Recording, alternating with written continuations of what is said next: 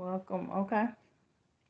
So, what's happening? It's your girl, Kane Kane, and I am definitely coming to you in the meantime, in between time. So, let's get into it about Married at First Sight. That is season 14, episode 3.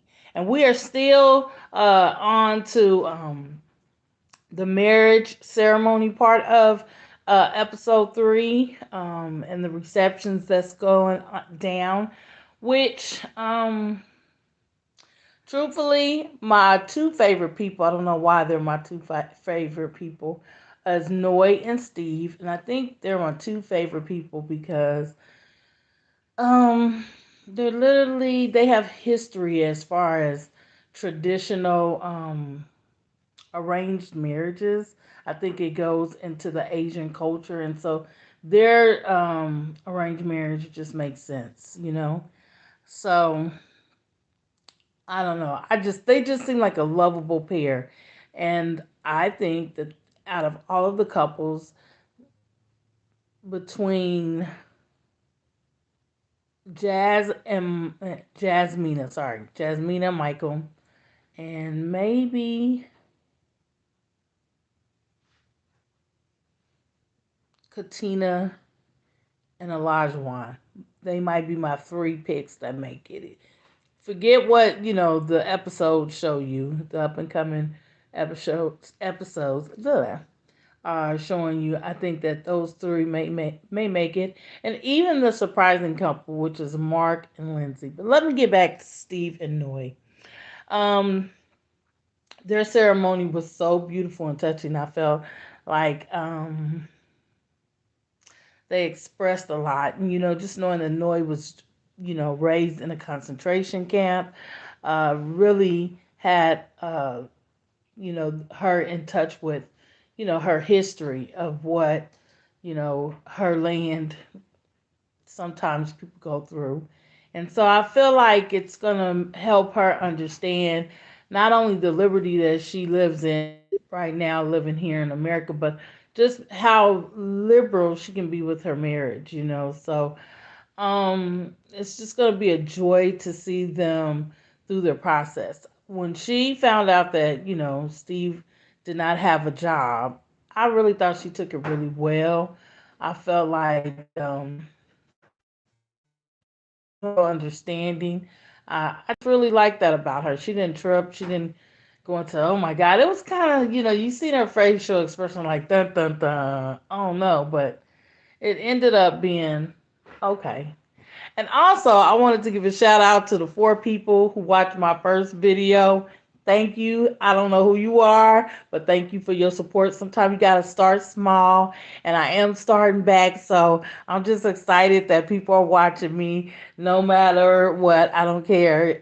Even if you watch a snippet, that's all good. And thanks for your support. But now that I got that out the way, because I didn't expect this live to go so quick, and it just kind of popped on, and I was like, oh shoot. Um, but yeah, so Noi and I don't know if you guys watched when they started dancing and they had their moment. The brother told him to kiss her. So he obeyed his brother, which was really cute. I just thought they were cute. Like I really did. Everything about those two just really had me feeling really good about them as a couple. So I'm gonna save the best for last, which will be Alyssa and Chris. But we'll get to them. So let's get to Michael and Jasmina, which are still kind of on cloud 9 with their relationship. Now, what I like about Jasmina is that now I'm gonna keep it 100. I don't think Michael is that handsome. Um, he got the nice body, but he's a little challenging in the eye, on the eyes to me. And I just love the way she overlooks that, and she's looking into the experience to find that special one to get someone that she really likes, someone that will probably support her, carry stability for a family and just an overall good person. So I like how open Jasmina is. And I think Jasmina is drop dead gorgeous. She looks like a model. Her beautiful brown skin is just always glistening. She is just a beauty. This guy got lucky. So I'm hoping he knows how blessed he's gotten and he fulfills the assignment and by treating her right. I don't know what the whole conversation is about when they show in the episodes of him speaking to her, maybe in a disrespectful term, but I hope they get over that hump because, yeah, she seems like a sweetheart. Like she's really just tired and she's looking for love and she's ready to do whatever it takes to get it. Now, she's not no punk, meaning, you not gonna just disrespect her. And hey, that's a girl after my heart because I'll respect the assignment, but there's no disrespect going down. So I really felt that. I want to know what that's all about. Sometimes they make things look worse than it is, so we'll just have to wait till we get to it. But yeah, I'm just hoping all is well in that situation. They overall still look like the the couple to watch. Um, Katina and Olajuwon. Now, Katina, she's very beautiful, but I just think she let her 55-inch of hair go. It's going to her head still, and I say that with shade because I just see her as someone who throws a bone out there and she want to watch you fester, and she just rubs me the wrong way. So, even though I'm rooting for her and Elijah Wan, I don't see them um, I see them as lasting, but I see it as her putting him through so many loops and hoops and tests. Um, I thought on their ceremony, their reception, he talked a lot, and I was real concerned to find out he had ADHD. I was like, okay, it's always gonna be something. You just ain't gonna be fine.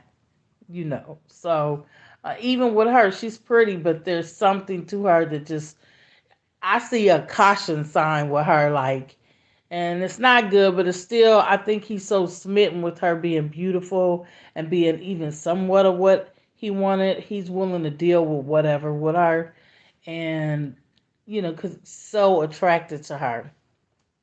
But and I think girls or females, we could tell when a man likes us more than we like him, and we can toy with that sometimes, because we see you're just that into me. So, um, yeah. Um, Let me think. Now when he was talking to Katina's mother, she had that flashing concern sign because he did talk a lot, and I didn't expect that. I didn't expect him to just. And then he talks fast, and it was just going on and on and on, and I was like, ugh, you know. He might be glad that he looks good and got a nice body and tats, because girls, we enjoy looking at a dude with a body with some nice tats. I mean, that's working for my man, but if he don't have a personality outside of that. I could tell Katina. I can't. I shouldn't judge her so soon, but my speculation on Katina is immature. Like I just really, like I said last week, I don't feel like she's got married for the right reasons, and so I think she still has a lot of game in her as far as she's not there for the right reasons to be super serious about the commitment of married at first sight. So I feel like it might take the entire process for her before she absolutely knows if marriage is what she's after. I can see she needed a little kind of like a little growing to do in the process to help her understand, is this really what she wants? Because she's still immature, wet behind the ears. So I don't know. That's my take on her.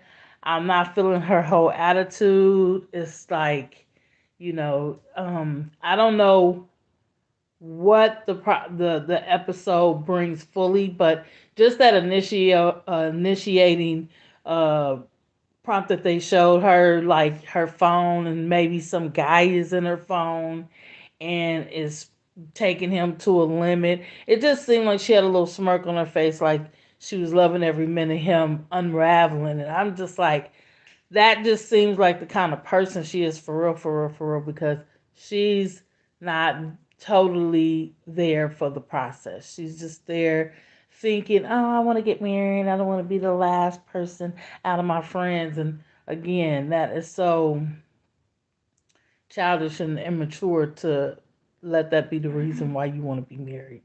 Again, she didn't say she want to be in love or have stability, or she didn't say any of that. Her reason was just so generic, so superficial. So yeah, Lindsay, Lindsay and Mark. Um, I like Mark. That's one thing I can say about Mark. But I like Mark because of the guy he is, not just taking care of his grandmother and mother, which you got to have a lot of patience. But I can see he's understanding too. I mean, he's totally read her, and I think that's important when you get married or when you deal with people. Period. When you interact with people, being able to read people, read energy is so important. And I think Mark has that down packed. He could, like he told Lindsay, he can see the hardship in her, but he can see the love in her that wants to let her guards down and be loved. But she has a hard exterior for being in bad, tough situations. And I thought, what power that was for him to be able to break her down mentally and spiritually, connecting with that pain. You know what I'm saying? When somebody can understand you a little bit and connect with your pain enough to break down a layer of the wall, it's like, how can he not win? Because everybody wants to be understood, no one wants to be misunderstood. So I just find that, was that her? I just find that as a true bond, or leading up to a true connection between Mark and Lindsay. Like, it's like, and that was my little puppy baby, my little baby over there growling, or doing a little cry. But yeah, so I'm seeing Mark and Lindsay heading toward a really good connection. Like, she's still a wild child, she's still an outspoken uh person that, everybody can't understand a forward person like that. Like, they usually get the really burnt end of the stick by just coming across like a troublemaker. And, the fact that, some of the cast people don't like her, and they're not rocking with her does say she's a little outspoken to the point where, hopefully this particular situation helps her grow a little bit. When you have someone that loves you like a spouse, you begin to mold a little bit because you want to be what the person kind of wants you to be. You don't want to just be a jerk or just be a big mouth or just be a loudmouth. You want to watch who you are if you start loving the man that you're with, or the woman, whichever. In this case, it's, her with the problem a little bit. He's kind of laid back, he got his Italian wet, he's just, I love his sense of humor. I love his patience. I love what he's bringing to the table as far as, you know. But also, let me see. So my overall thought process is, I'm so glad we're out of the marriage ceremony and the honeymoon stage. I'm glad um, we're going toward, starting to get into the reality of the process and seeing how people really are one on one, and will they make it? Will it be pretty much who's going to make it? Who's going to make it through this? And I'm going to call it early in the game. We're going to see if I'm wrong. But the people I see that's going to make it is going to be Katina. No, no, no, no. Wait. Jasmine and Michael. Mm, even though I like Steve and Noy, I would love them to make it though because they make sense out of everybody. Um, I want to say Katina and Olajuwon only because uh he's an emotional cat, and I think this process is making him very vulnerable. He's going to be vulnerable in this situation enough to really want to stick it out, and he don't want to fail. He want to make somebody his wife. And so I'm just going to go with those two for right now. It could change. If I'm wrong, we're going to discuss it. We'll be talking about it later on down the line. We're going to see how these 8 weeks go. Um, Now let's get to the last couple. I wanted to save the best for last because Chris. So you got Alyssa and you have Chris, which I knew Alyssa was that type who snobbish, and I think production always finds somebody. They got to have a little drama on the show because it wouldn't be a show without somebody being just a tad bit unhappy. And when they see that one person that just is kind of tripping over the top and bourgeois, I think they always single them out to make the situation hard. You know what I'm saying? So, because Alyssa has this bougie kind of way about her where it has to be this or she's gonna have a problem or it's not gonna be something she can deal with. And so um they gave her the things that she asked for, like Scruffy, um, the suit, just certain things he had that she did ask for, certain qualities. But it's like when she said he got to have good teeth, that's where they failed. And certain qualities that when people like say I'm tall and I say a short guy is just absolutely would be a problem for me, and they would keen in on that and see that they'll give me all my other qualities that I'm asking for, but make them short. And sometimes stuff like that is what you just can't fathom or get over. And I just felt like teeth is one of those things that sometime initially it's just one of those things that you just can't overlook and you just can't get past. But and so I think production played off that and got her somebody with some messed up teeth.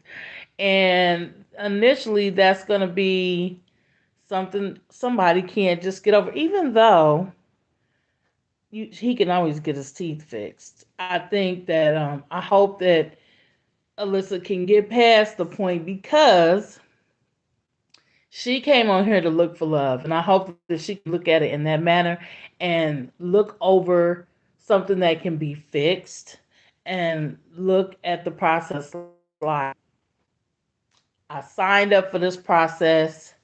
Um, I'm looking for love. I need to get to know him and see if characteristic wise he could be what I'm looking for. She was just so hung up on looks, and I knew just kind of the way she was giving off, the energy she was giving off, that she was not going to think he was attractive, which I was even surprised at how she dealt with him during the ceremony and afterwards.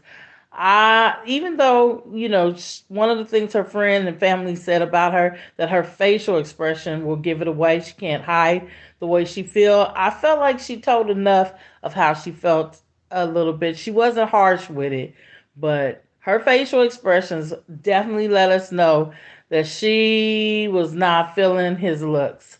And I knew that his looks would be a problem. Um, but I'm I kind of felt her decision though, even though I think she was being a little over the top. I still would not have thought what he said was cool. I wouldn't have liked some of his conversation. I don't think guys like him are used to being around beautiful, hot, women. And he didn't know how to be poised, and he didn't know how to represent himself. Because why would you tell anybody's family or friends that I'm a bit of an asshole sometimes? And so, I mean, if you just want somebody to know that you're not going to kiss behind, you don't have to be rude and crude about it. Just say, hey, I can handle myself. If it comes up to a situation, I'll deal with it directly and let it be that. But he was just trying to be cool and, oh, yeah, yeah, like I'm not a stupid guy. I can be a butthole. And I just thought, yeah, I would have not felt totally okay with that kind of verbiage coming out of somebody's mouth that I don't know. But I think she used that as an excuse to be like, huh, I'm not sleeping next to this guy. Yeah, I'll go through this process. Because I'm told that they can't, if they break off the marriage, they have to pay the show $100,000. Who's giving the show $100,000? Not even. So they have to continue to go through the process, or they'll have to pay that money. Well, basically, they won't get a check, but nobody's doing that. Nobody's going through all of that, get on that day on TV. So, yeah, she's going to continue to go through this process. If she have a change of heart and end up getting married to this guy, I'm going to be very shocked and surprised. I don't see that coming at all. He's not what she wanted from the beginning, and sometimes that can't be repaired because some people are hung up on looks. They don't give a dang about your heart.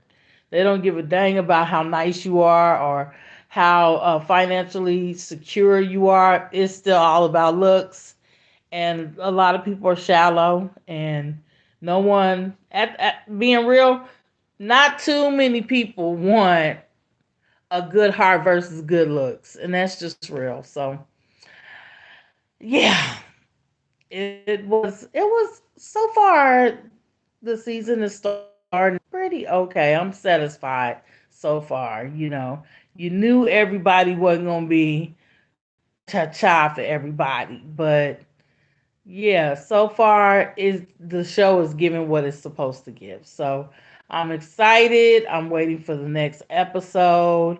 I kind of want to see what more goes on here. I want to see who makes, who doesn't, because I'm still keen in. The show is still interest, so I'm like, cool. So, people are giving me likes and then taking their likes back. Well, I'm gonna keep being me. I'm gonna keep doing me. Hopefully, you'll like it or don't. Um, but thank you for whoever supports me. I appreciate it, and see you next week. Or maybe I'll make a few videos in the meantime and in between time. But for right now, that's my take and my review on Married at First Sight, season 14, episode 3. Thank you, and y'all have a good night. Bye.